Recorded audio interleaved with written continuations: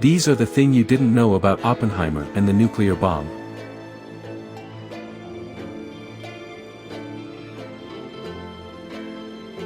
When scientists warned that the Nazis could be a nuclear threat, American officials sprang into action. Their work changed our world forever, and thus the Manhattan Project began. The Manhattan Project came into being after a group of physicists, including some, such as Albert Einstein, who had fled Nazi Germany, drafted a 1939 letter to President Roosevelt to warn him of the dangers of weaponized uranium, and to argue that America should try to harness the power of those chain reactions before the Germans did.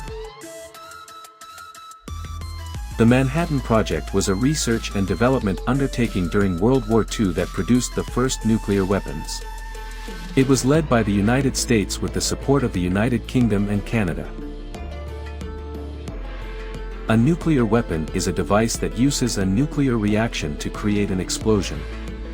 This explosion is much more powerful than that of conventional explosives, like TNT. When a nuclear weapon explodes, it gives off four types of energy: a blast wave, intense light, heat, and radiation. The nuclear bomb was not invented by a single person, but rather developed through the efforts of many scientists and researchers during the Manhattan Project. The Manhattan Project was a top-secret research and development project during World War II, however. The actual development of the first nuclear bomb was led by a team of scientists, with J. Robert Oppenheimer serving as the scientific director. The main assembly plant was built at Los Alamos, New Mexico. Robert Oppenheimer was put in charge of putting the pieces together at Los Alamos. After the final bill was tallied, nearly $2 billion had been spent on research and development of the atomic bomb. The Manhattan Project employed over 120,000 Americans. A field test of the prototype was scheduled at 5:30 in the morning on July 16, 1945, atop a steel tower built to simulate the conditions of an aerial explosion. The first atomic bomb was detonated.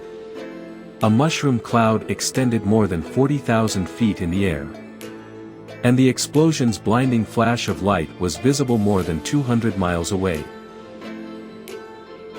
10 days after the successful test in New Mexico, President Truman warned the Japanese that they would face prompt and utter destruction if they did not surrender. There can be no peace in the world until the military power of Japan is destroyed, with the same completeness as was the power of the European dictators.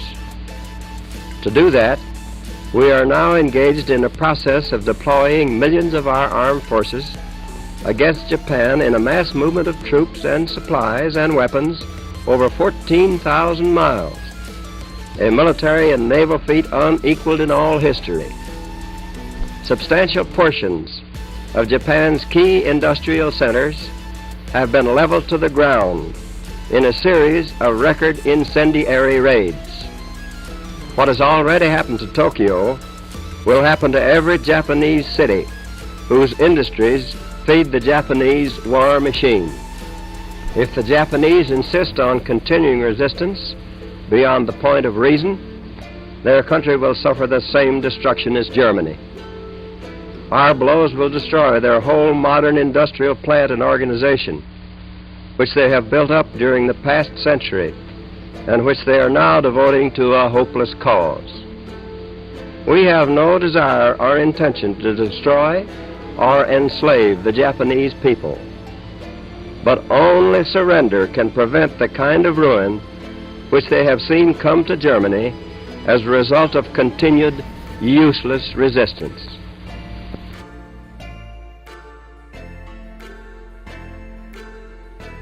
They did not, and faced with the task of ending the war as quickly as possible with as little loss of American life as possible, Truman ordered the bombing of Hiroshima.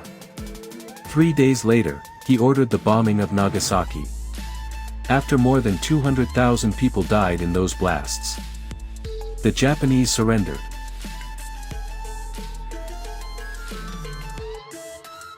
By many metrics, the Manhattan Project was a success, the United States had successfully bent atomic energy to the cause of war. Dr. Oppenheimer's response was more equivocal. He quoted a line from the Hindu Bhagavad Gita, "Now I am become death, the destroyer of worlds." Few people laughed. Few people cried. Most people were silent. I remembered the line from the Hindu scripture, the Bhagavad Gita. Vishnu is trying to persuade the prince that he should do his duty, and to impress him takes on his multi-armed form and says, "Now I am become death, the destroyer of worlds." I suppose we all thought that one way or another. He was haunted by the destructive power he had helped unleash, a force that devoured millions of lives. Engulfed in profound inner turmoil, he wrote and hand-delivered a letter to Secretary of War Henry Stimson, passionately advocating for the prohibition of nuclear weapons. Robert Oppenheimer was tormented by the aftermath of scientific progress, burdened by the weight of responsibility and personal guilt.